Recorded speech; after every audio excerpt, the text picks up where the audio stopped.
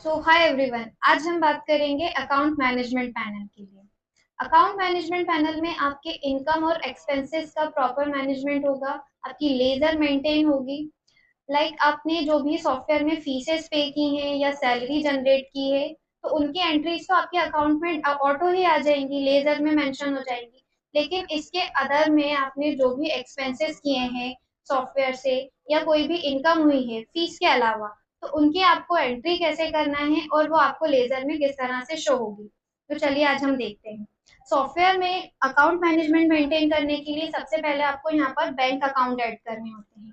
Cash आपको default में ही add रहेगा, लेकिन आपको कोई भी बैंक अकाउंट ऐड करना है तो हम ऐड बैंक अकाउंट पर आएंगे और यहाँ से हम एक बैंक अकाउंट की एंट्री कर लेते हैं। जिस भी नेम से आपका ऑफिशियल स्कूल का बैंक अकाउंट होगा, उसकी आप यहाँ पर उस नेम से एंट्री कर लीजिए। बैंक अकाउंट होल्डर नेम हम यहाँ पर ऐड कर देते हैं, बैंक अकाउंट।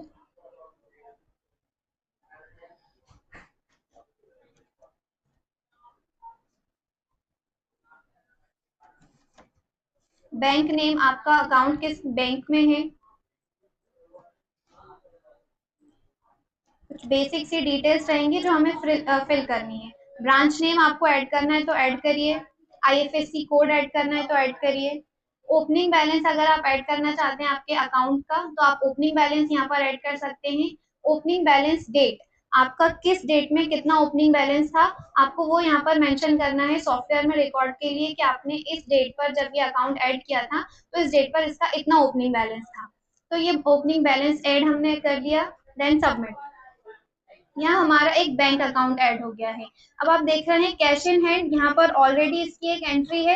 अगर हमें कोई भी payment cash in hand cash करना है तो वो इस अकाउंट से होगा, और अगर हमें कोई भी ऑनलाइन करना है बैंक के थ्रू करना है तो ये हमारे इस बैंक के थ्रू, इस अकाउंट के थ्रू हम पेमेंट करेंगे। हमने यहाँ पर सबसे पहले बैंक अकाउंट ऐड कर लिया। इसके बाद अब आपको कोई भी इनकम या एक्सपेंस करना है। अगर आपको कोई भी सामान परचेज करना है तो परचेज करने के लिए आपको वेंडर वेंडर लगेंगे। जैसे आपने किसी भी कोई भी सामान किस वेंडर से परचेज किया, तो उसके लिए हम यहाँ पर वेंडर ऐड करते हैं। मैंने यहाँ पर कोई भी पब्लिशर का नेम ऐड कर लिया,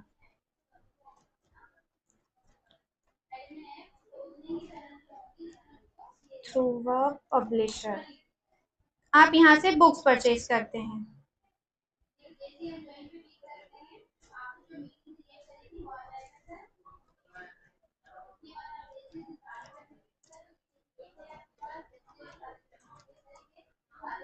कॉन्टेक्ट नंबर ऐड करना है वेंडर का। ईमेल एड्रेस ऐड करना है तो ऐड करिए, अदरवाइज स्किप भी कर सकते हैं। Then submit. इसी तरह से जितने भी आपके वेंडर्स रहेंगे यहाँ आप ऐड कर सकते हैं। जो डिटेल अभी आपके पास है वो आप ऐड कर दीजिए, जो नहीं है बाद में आप एडिट करके भी इन्हें ऐड कर सकते हैं। यहाँ हमारा बैंक अकाउंट ऐड हो गया, वेंडर ऐड हो गए।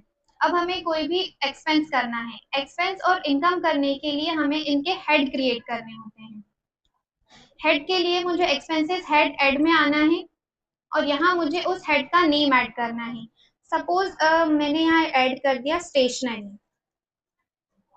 अब स्टेशनरी में मेरा जो कोई भी सामान होगा तो वो मैं एक्सपेंसेस नेम में ऐड कर लूंगी, ये मेरा हेड नेम होगा। स्टेशनरी मैंने यहाँ पर एक हेड बना लिया है, ये मेरा एक्सपेंसेस हेड है। इसी तरह से अगर आपके कोई इनकम हेड है, इनकम हेड भी हम यहाँ से क्रिएट कर लेंगे।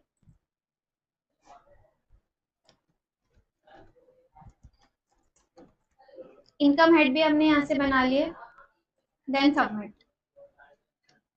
बैंक अकाउंट ऐड हो गया है, वेंडर ऐड हो गए हैं, एक्सपेंसेस और इनकम हेड ऐड हो गए हैं।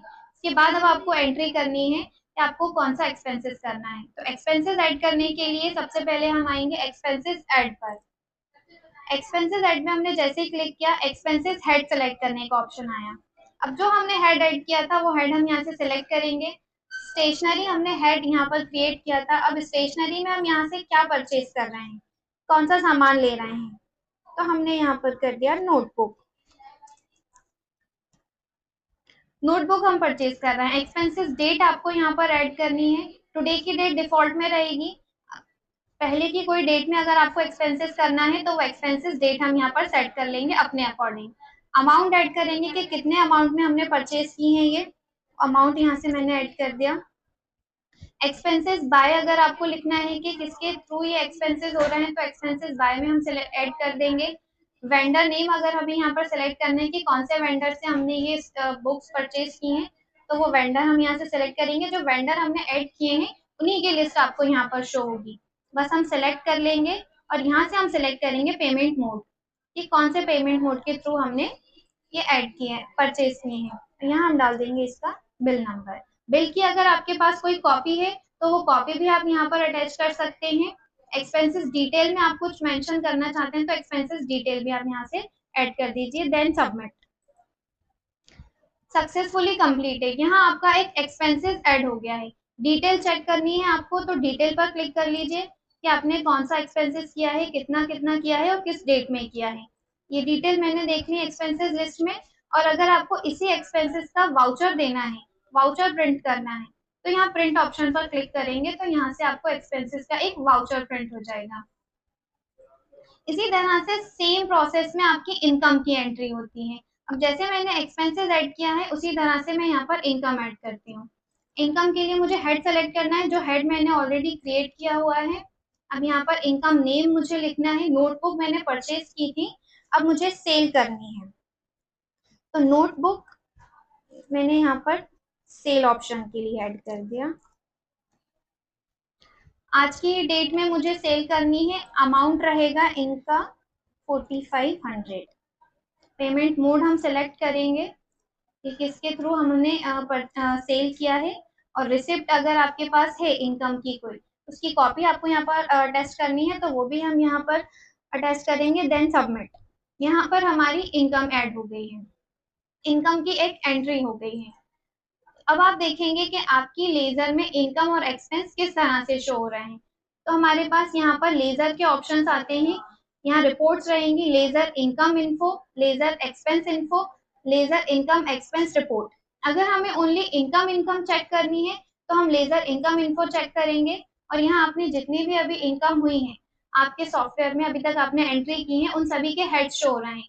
जैसे आपने अभी तक कंबाइंड फीसेस ली हुई है, कंबाइंड अदर फीस ली है, मेन फीस ली है। और इनकम में आपने हेड ऐड किया था स्टेशनरी। अदर फीस में आपने रजिस्ट्रेशन फी, अदर फीस के इंडिविजुअल अलग अलग हेड्स आपको यहाँ पर शो होंगे, जितने भी हेड्स आपने यहाँ क्रिएट किए हैं। अब आपके पास टोटल इनकम इतनी हो गई है, ये आपको शो हो रहा है। और यहाँ पर आपको एक एक ट्रांजेक्शन वाइज डिटेल आ रही है। स्टूडेंट की फीसेस की भी डिटेल आ रही है कि कौन कौन सी फीसेस आपने ले ली हैं, किस डेट पर ली हैं। और जो मैंने अभी ऐड किया हुआ है इनकम स्टेशनरी की, उसकी डिटेल भी यहाँ पर आ रही है। इस तरह से आपकी इनकम लेजर जनरेट होती है। इसी तरह से अगर आपको आपकी एक्सपेंस लेजर देखनी है तो आपको यहाँ पर एक्सपेंस लेजर एक्सपेंस इन्फो में जाना है और जो भी आपके एक्सपेंसेस हैं, एडवांस सैलरी आपने ली हुई है, एक्सपेंसेस किए हुए हैं, लोन अगर आपने कोई लिया है या कोई सैलरी जनरेट की है, जो भी एक्सपेंसेस आप करते जाएंगे उनके हेड यहाँ पर शो होते जाएंगे और उसी हेड के थ्रू यहाँ पर जितने भी ट्रांजेक्शन आपने किए हैं ट्रांजेक्शन डेट वाइज आपको यहाँ पर शो होंगे कि किस डेट में कौन सा ट्रांजेक्शन आपने किया है और कौन से अकाउंट से किया है। ये ऑफिस अकाउंट यहाँ शो हो रहा है, मैंने अभी कैश इन हैंड से एंट्री की है, सबको कैश पेमेंट किया है तो सबका कैश के अकॉर्डिंग यहाँ पर ट्रांजेक्शन शो हो रहे हैं। यहाँ पूरी डिटेल शो हो रही है। अगर मैंने ये एक्सपेंसेस किए हैं, स्टेशनरी कुछ परचेज की है तो कैश इन हैंड कौन से अकाउंट से की है, किस वेंडर से की है और कौन सी आईडी से की है, ये प्रॉपर मुझे यहाँ पर शो हो रहा है। अब मैंने यहाँ पर आपको ओनली इनकम और एक्सपेंस के दिखा है। अब अगर मुझे बोथ रिपोर्ट देखनी है जहाँ मुझे इनकम भी शो हो और एक्सपेंसेस भी शो हो और मैं वहां पर अपना बैलेंस चेक कर सकूं कि मेरे पास अभी कितना बैलेंस रिमेनिंग है, तो यहाँ आपके इनकम और एक्सपेंसेस दोनों हेड शो होंगे। यहाँ आपकी डेबिट और क्रेडिट एंट्रीज शो होंगी कि आपने डेबिट कितना किया है अभी तक और क्रेडिट कितना हो गया है आपके सॉफ्टवेयर में। तो टोटल इनकम आपकी ये है, टोटल एक्सपेंसेस ये है और आपका बैलेंस ये है। अभी मेरी इनकम से ज्यादा एक्सपेंसेस हो रहे हैं तो बैलेंस मेरा माइनस में शो हो रहा है। इसी के अकॉर्डिंग कौन सी क्रेडिट में एंट्री हुई है, जैसे मैंने इसके पहले एंट्री की थी एक्सपेंसेस की तो मैंने डेबिट किया थे, 5000 की स्टेशनरी परचेज की थी। अगेन मैंने यहाँ पर इनकम की एंट्री की और 4500 मैंने सेल कर दिया तो मेरे यहाँ पर क्रेडिट में अमाउंट आ गया। ये आपकी प्रॉपर ट्रांजेक्शन शो होंगे लेजर वाइज। लेजर आपकी जनरेट होगी ट्रांजेक्शन वाइज, जितने भी आप ट्रांजेक्शन करते जाएंगे। बस अब आप यहाँ पर एक बार नोटिस कर रहे होंगे कि जो भी फीसेस मैंने सॉफ्टवेयर में जनरेट की हैं उनकी एंट्री यहाँ पर ऑटो ही फैच होती हैं।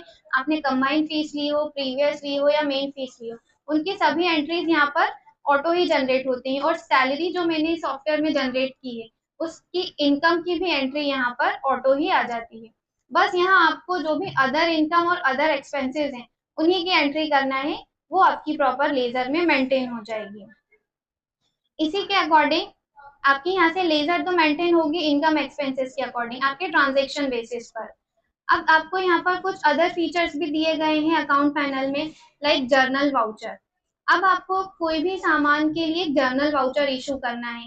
पेमेंट आपको बाद में करना है, लेकिन उसके लिए एक वाउचर अभी ही जनरेट करना है। उसकी पेमेंट नहीं आई है, फ्यूचर में कभी पेमेंट आना है, तो उसके लिए आप यहाँ पर एक जर्नल वाउचर इशू कर सकते हैं। तो वो उसकी प्रॉपर आपके पास एक रिपोर्ट रहेगी कि आपको इस ट्रांजेक्शन की आगे फ्यूचर में इस डेट पर पेमेंट करनी है। इसी के अकॉर्डिंग कैश मैनेजमेंट, अब आपके पास जितना भी कैश हो जाता है कलेक्ट, उस कैश को आपको बैंक में डिपॉजिट करना होता है। तो कैश को बैंक में डिपॉजिट करने के लिए आप इस पैनल का यूज करेंगे कैश ऐड का। यहाँ से कैश ऐड पर जाएंगे, डिपॉजिट अमाउंट आप यहाँ से सिलेक्ट करेंगे कि आपको कितना अमाउंट बैंक में डिपॉजिट करना है। लाइक मैंने ये अमाउंट फिल कर दिया। डिपॉजिटेड बाय में आप नेम ऐड कर देंगे कि किसके थ्रू डिपॉजिट हो रहा है। अब कौन से बैंक में ऐड करना है, जो भी आपने बैंक ऐड किए हैं वो बैंक की यहाँ पर आपको लिस्ट शो हो जाएगी। बस आपको यहाँ से सिलेक्ट करना है कि कौन से बैंक में ये कैश आप डिपॉजिट कर रहे हैं। डिपॉजिटेड इनटू में आपको सिलेक्ट करना है इन बैंक इन एटीएम, इसमें कर रहे हैं वो ऑप्शन आपको यहाँ से सिलेक्ट करना है। इन बैंक मैंने सिलेक्ट कर लिया, देन सबमिट। अब ये मेरा जो कैश था ये मेरे कैश में से डेबिट हो जाएगा और बैंक में क्रेडिट हो जाएगा। इस ट्रांजेक्शन की मेरे पास कॉन्ट्रा एंट्री होगी डबल। यहाँ पर मैं आपको दिखा देती हूँ, यहाँ से आप इसकी डिटेल चेक कर लीजिए। यहाँ ये कैश डेबिट हो गया है, कैश से मेरे कैश इन हैंड से ये अमाउंट डेबिट हो गया और बैंक में आकर ये क्रेडिट हो गया है। ये डिपॉजिट लिस्ट में आपको शो होगा। अब यही अमाउंट अगर आपको बैंक से विड्रॉ कराना है तो कैश विड्रॉ पे हम ऐड करेंगे। कैश विड्रॉ में हम सिलेक्ट कर लेंगे कि हमें कौन से बैंक से अमाउंट विड्रॉ कराना है और कितना कराना है। अब मैंने जितना अमाउंट वहां पर डिपॉजिट किया था और उसमें से मुझे कम अमाउंट वहां से विड्रॉल कराना है। तो विड्रॉ मैंने कहाँ से कराना है, विड्रॉ फ्रॉम बैंक या एटीएम। तो फ्रॉम बैंक मैंने सिलेक्ट कर लिया, देन सबमिट। यहाँ मेरे पास विड्रॉ की एंट्री आ गई है। अब ये दोनों एंट्रीज मुझे मेरी लेजर में किस तरह से शो होंगी वो मैं आपको दिखाती हूँ। देखिए मेरी लेजर इनकम एक्सपेंस रिपोर्ट है। लेजर इनकम एक्सपेंस रिपोर्ट में मैं आ गई, गेट लिस्ट किया। अब यहाँ पर मेरे दोनों ट्रांजेक्शन की कॉन्ट्रा एंट्री शो हो रही है। फर्स्ट एंट्री मेरी आ रही है कैश डिपॉजिट की, जो मैंने कैश डिपॉजिट किया क्रेडिट किया है, बैंक में क्रेडिट हुआ है लेकिन मेरे कैश इन हैंड से डेबिट हो गया। और कैश विड्रॉ की भी मेरी दो एंट्री आ रही है। तो इस तरह से जब भी मैं कैश को बैंक में डिपॉजिट करती हूँ इनकी कॉन्ट्रा एंट्री आपकी लेजर में शो होती है। नेक्स्ट आपका रहेगा इसमें कॉन्ट्रा वाउचर ऐड। अब जब भी आपको बैंक टू बैंक ट्रांजेक्शन करने होते हैं एक बैंक से, अभी तो मैंने आपको कैश को बैंक में किस तरह से डिपॉजिट कराना है ये बताया। अब आपको बैंक टू बैंक कैसे ट्रांजेक्शन करने हैं, एक बैंक से दूसरे बैंक में कोई भी अमाउंट ट्रांसफर कैसे करना है, उसके लिए आपको कॉन्ट्रा वाउचर का यूज करना होता है। तो कॉन्ट्रा वाउचर आप ऐड करेंगे तो आप bank to bank transaction easily कर सकते हैं। अब यहाँ पर आपके पास है एसेट हेड ऐड। यहाँ आपकी एसेट और लाइबिलिटी का मैनेजमेंट होता है। आपके स्कूल में अगर कोई भी एसेट्स हैं या आपके पास कोई भी लाइबिलिटी लोन या बेड डेट्स वगैरह हैं तो आप इनका प्रॉपर यहाँ से मैनेजमेंट कर सकते हैं और इसकी आपको प्रॉपर लिस्ट भी जनरेट होती है। So thank you so much. I hope कि आपको अकाउंट मैनेजमेंट थोड़ा क्लियर हो गया होगा।